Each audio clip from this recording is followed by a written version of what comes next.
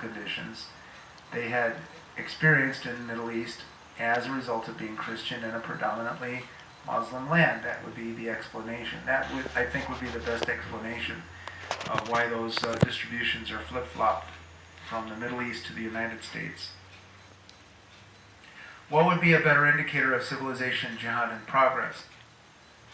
Well, I think that the best indicator are mosques because, Muslims tend to overbuild in a residential area. They have targeted, meaning they build before there's a large number of local Muslims. They can do this because there's foreign funding of mosques. Did you know that? A lot of that money is Saudi money. Islamic beachheads, also called no-go zones. These are Muslim ghettos which self-segregate, which are closed to outsiders, in which it is unsafe for outsiders to go in which it is unsafe for police, EMTs, and firefighters to go in which there's a parallel economy, which will tend to have criminal gangs controlling territory, for example, Dearborn, Hamtramck, and Little Mogadishu. Lawfare by Islamic actors like CARE over alleged cases of discrimination against Muslims, or Islamic seminaries, for example, Zaytuna College in the Bay Area of San Francisco. I think it's at Berkeley. Islamic studies departments in universities. I have a previous video on this topic. And I also have a previous video on Zaytuna College. Alright, so I think the best overall indicator, because lawfare is not as visible to the average person, Islamic seminaries, there aren't that many yet in the United States. Islamic beachheads, it's a very contested topic, and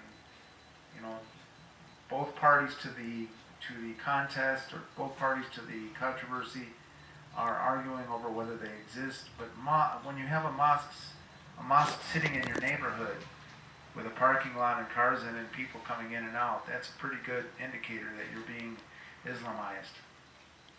Alright, so we return to this first map, and this is kind of worrying. And notice California, Texas, and New York have a large number of mosques. Large number. It's very worrying. Especially, I'm surprised to see so many mosques in Texas. Very surprised. 302. Texas is the heart of the Bible Belt. Why would Texas allow this? And notice up in the upper high plains and the upper mountain states, they're very conservative. This is really the heart of the patriots in our country. Okay? This gives you a good indicator of the flavor of the country. Why are mosques a good indicator? Well, mosques are built in areas that are targeted by Muslim leaders. Mosques usually have madrasas associated with them. In unusual cases, mosques have seminaries associated with them. Mosques contain teaching in civilization jihad and kinetic jihad. I've watched footage of both. In the advanced stages, mosques are known in Europe to be garrisons and house weapons or explosives in preparation for kinetic jihad. So this is why I say mosques are garrisons. Planning takes place in mosques for the Islamization of the city and state of residence. A mosque is a visible testimony of Muslim intentions. How should Americans counter the Muslim invasion? Well, learn to refute Islam on your feet. Learn some basic facts about Islam to use in refuting it in school board meetings, zoning meetings, policy meetings, before your state lawmakers, and of course to deprogram individual mosques from their indoctrination, individual Muslims from their indoctrination. Learn how to explain to your city council what is contained in the Sharia law and why your city should not allow the building of a new mosque in your city. If Muslim imams are doing a radio program or a newspaper article or interview in your city, voice a refutation of their position in a parallel program or newspaper article, etc. in your city. If Muslims are doing dawah, that is mission work in your city, pass out tracts and do open-air teaching to refute the tenets of Islam. Teach a refutation of Islam in your community college, adult school, or university as a lecturer. Learn to advise your state lawmakers on the dangers of Islam for your state. The federal government is already compromised. It is now just us. Have your state and federal lawmakers reclassify Islam as an ideology and declassify it as a religion proper. Stop Muslim immigration entirely.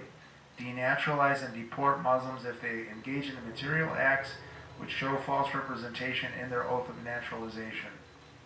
This is really important. because this can be a tool for exporting Muslims.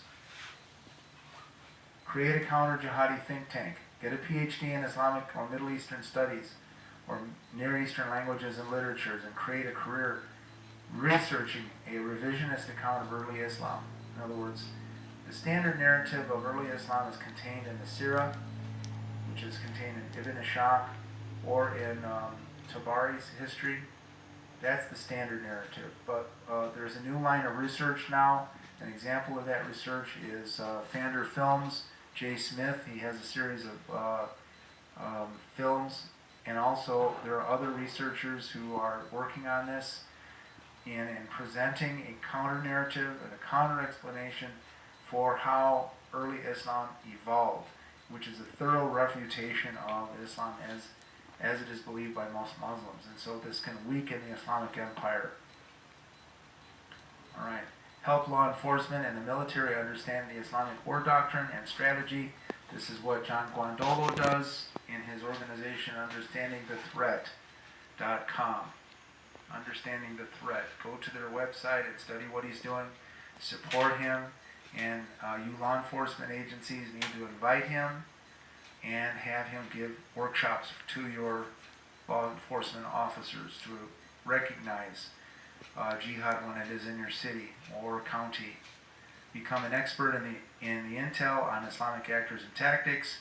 Become an expert in fundamental data, which refutes Islam, contradictions in the Muslim sources, cases of borrowings from non-Muslim sources, testimonies from coins, inscriptions, geography, evolving Qibla, moral issues in Islamic doctrine and history.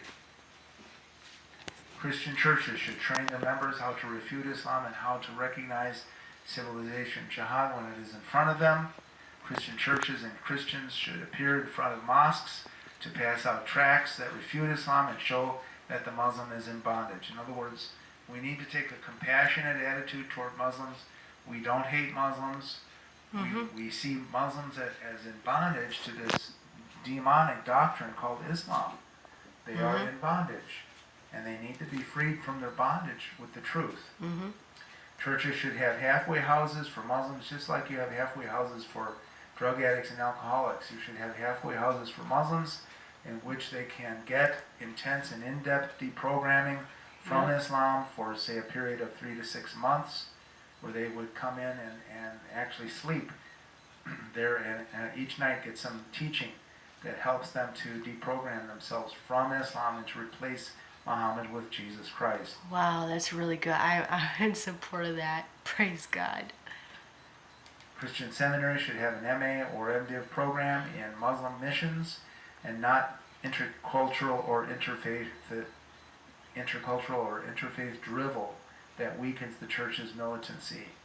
By deprogramming and evangelizing the Muslim, the church can also save America from a revolution like what happened in Iran in 1979 and what is going to happen in Europe soon, Western Europe soon, if those 5 countries I told you don't pull it out of the fire soon. It is hoped that Americans become more aware of the danger facing us from Islam and take action. This is Son of Freedom. Thank you for listening.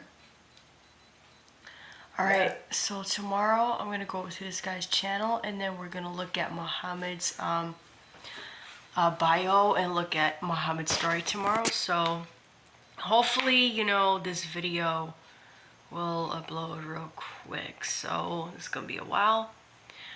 Peace out, you guys. Love you. God bless.